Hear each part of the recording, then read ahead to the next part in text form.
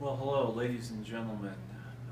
One of the most difficult jobs that comes before us as an advocate is that of a situation such as this, when a public servant forgets the title of being a public servant and ends up causing great harm to other people. And it happens only rarely. And public servants are typically very faithful.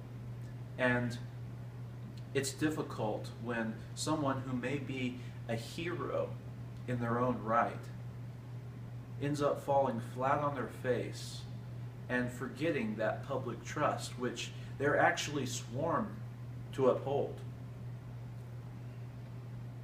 It's very difficult.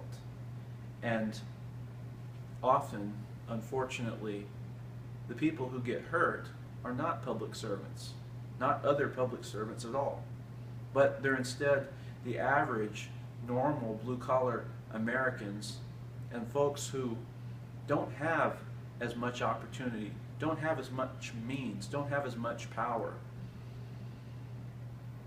And this is the case with Robert Ramirez.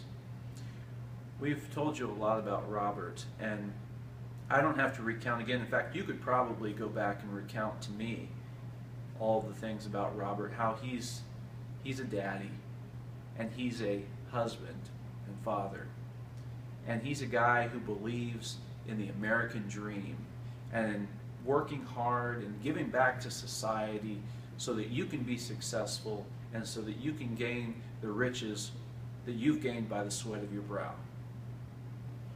He loves basketball, he loves baseball, he likes to drink Kool-Aid, he likes snow cones. Robert Ramirez is a normal guy, and we've talked a lot about him, and you could probably tell about him better than I can. Unfortunately, the American dream is going to be a lot harder for Robert now that he's got a gunshot wound that cripples him. It's going to be a lot harder for him to get out there and run with his dog Rover, or play baseball with his kids, or go for a track meet with his daughter. It's going to be a lot harder for him to be able to work hard to obtain the success and the riches and give back as much to society because he can't physically be able to do that. As Judge McKelvey will tell you in a few minutes, also, the central issue in this case really revolves around whether Officer Waldman was defending his partner with the same level of force that he reasonably thought his partner was being threatened with. So you remember the facts. You remember that Mr. Ramirez got into an argument with some officers. He was trying to pass them on the highway, and he couldn't, or on the street rather, and he couldn't. And he pulled up beside them. They stopped their car. He stopped his car, and they got into a shouting match. They got out and walked to the front of their cars and shouted some more. And Officer Levy rather, struck Mr. Ramirez in the face.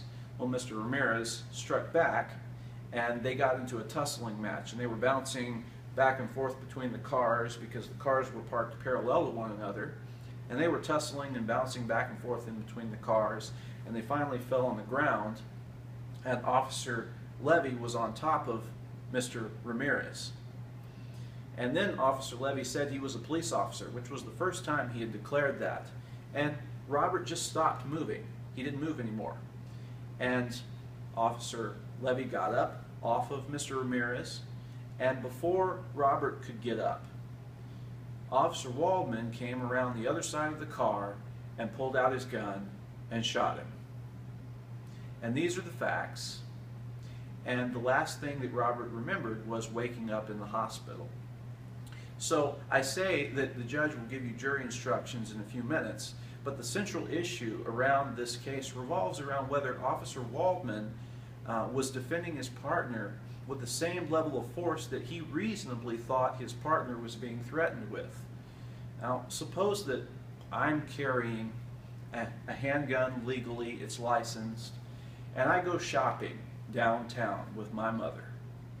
And some stranger comes up at some point in the shopping trip, comes up to my mother and slaps her square in the face and starts shoving her around.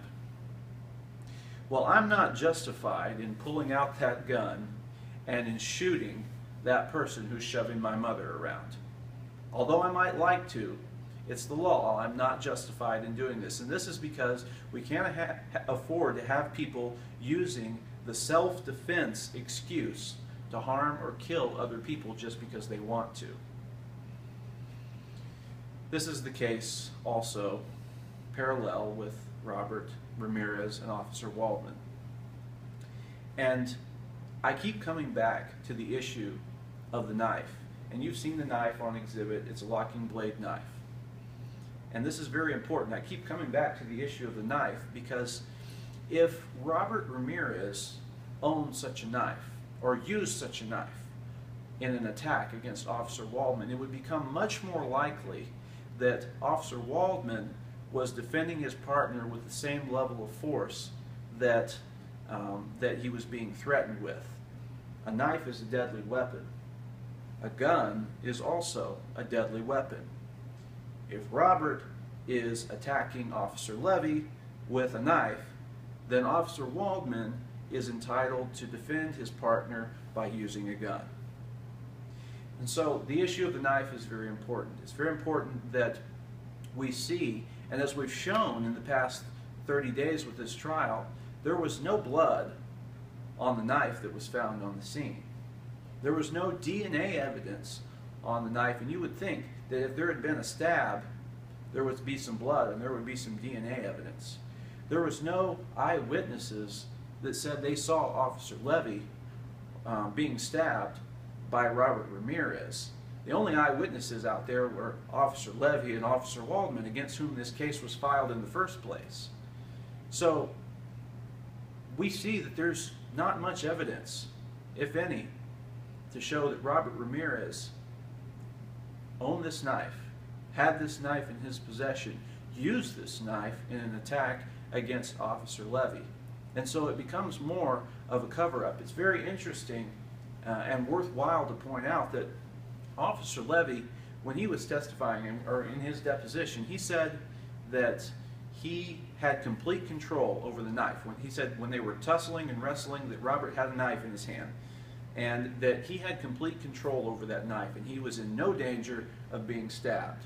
Well, Officer Waldman, on the other hand, said that when he ran around to help his partner, he saw that the knife was descending and that Officer Levy had lost his grip on the knife.